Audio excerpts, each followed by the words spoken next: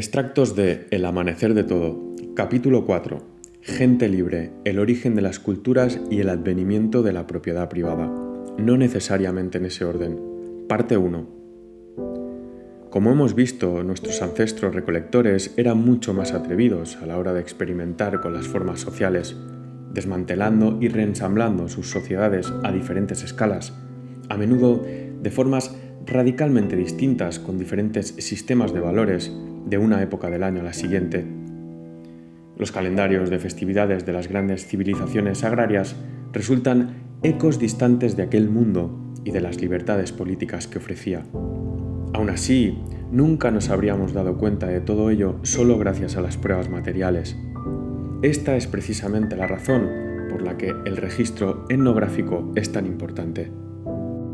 No sabemos nada de los lenguajes que la gente hablaba en el Paleolítico Superior, de sus mitos, sus rituales de iniciación o sus concepciones del alma. Pero sí sabemos que de los Alpes suizos a Mongolia exterior usaban herramientas notablemente similares, tocaban instrumentos musicales similares, tallaban figurillas femeninas similares, vestían ornamentos similares y llevaban a cabo ritos funerarios similares. Más aún, hay razones para creer que en algunos momentos de su vida, hombres y mujeres viajaban largas distancias.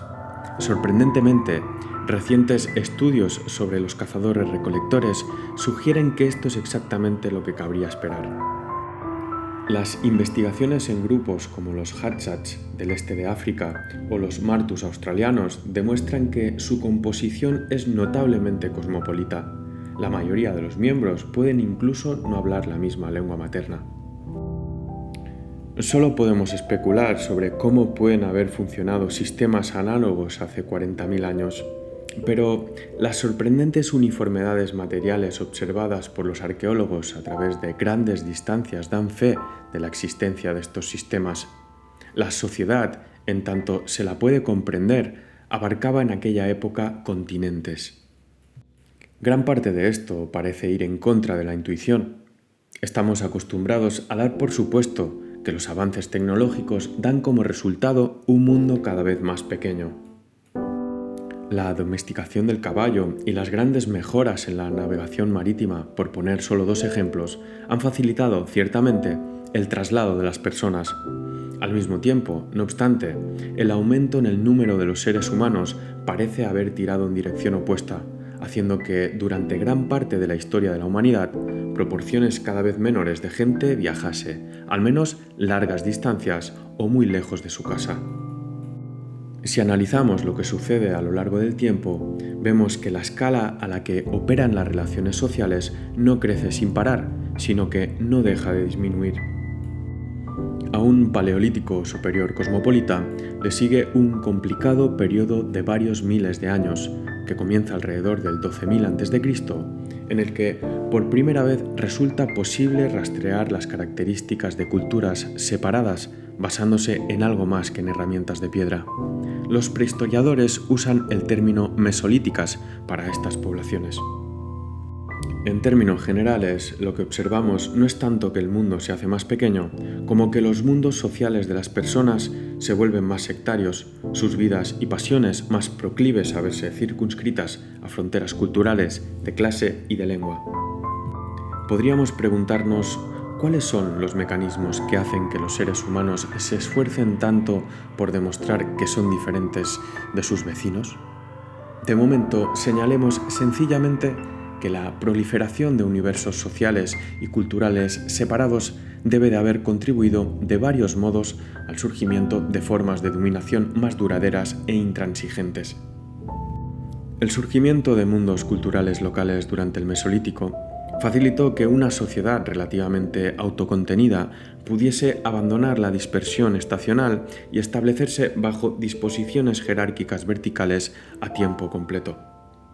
Volvemos a algo no muy diferente del problema de los orígenes de la desigualdad, pero por ahora al menos podemos centrarnos de un modo un poco más incisivo en el problema real. Como hemos visto entre mediados y finales del siglo XVIII, tuvieron los filósofos occidentales la idea de clasificar las sociedades humanas en función de sus medios de subsistencia.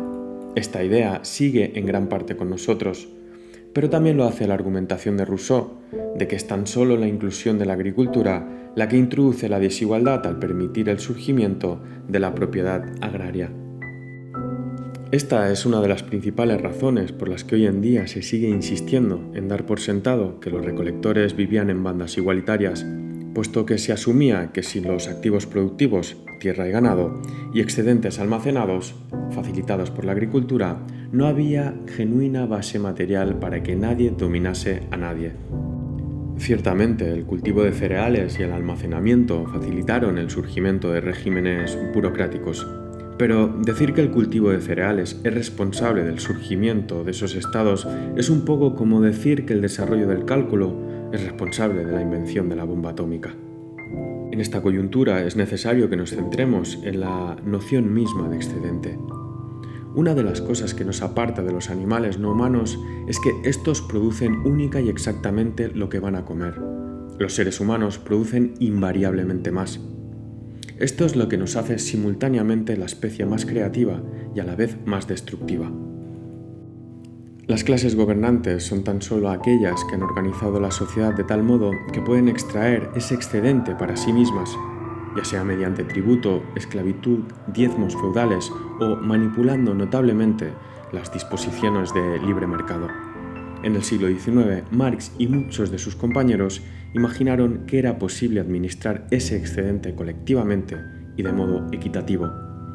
Pero la opinión predominante entre los antropólogos de la actualidad es que la única manera de mantener una sociedad auténticamente igualitaria es eliminar la posibilidad de acumular cualquier tipo de excedente. Esto puede parecer la base de algo esperanzador u optimista. En realidad, es cualquier cosa menos eso. Lo que sugiere es, nuevamente, que toda igualdad digna de ese nombre es esencialmente imposible para todos, excepto para los más sencillos de los recolectores. Recordemos que la crítica indígena americana versaba al principio sobre la percepción de cómo las sociedades europeas no habían conseguido impulsar la ayuda mutua ni proteger las libertades personales. La igualdad en sociedades como los Wyandot era consecuencia directa de la libertad personal.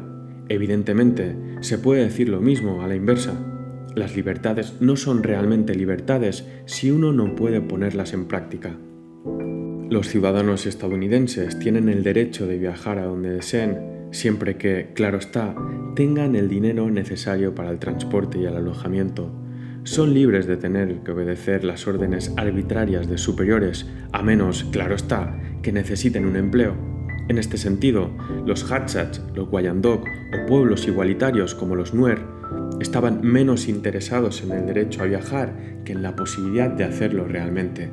De aquí que el asunto se solía marcar como la obligación de proporcionar hospitalidad a extranjeros, la ayuda mutua, aquello a lo que los observadores europeos contemporáneos se referían como comunismo, se consideraba condición necesaria para la autonomía individual.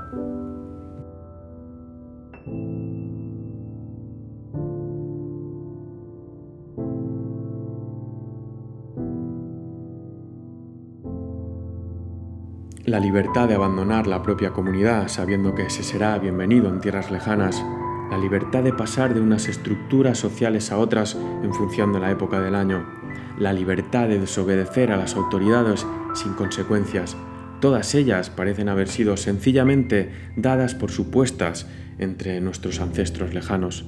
Puede que los humanos no comenzasen su andadura en un estado de inocencia primordial, pero sí parecen haberlo hecho con una aversión consciente a que les dijeran qué debían hacer.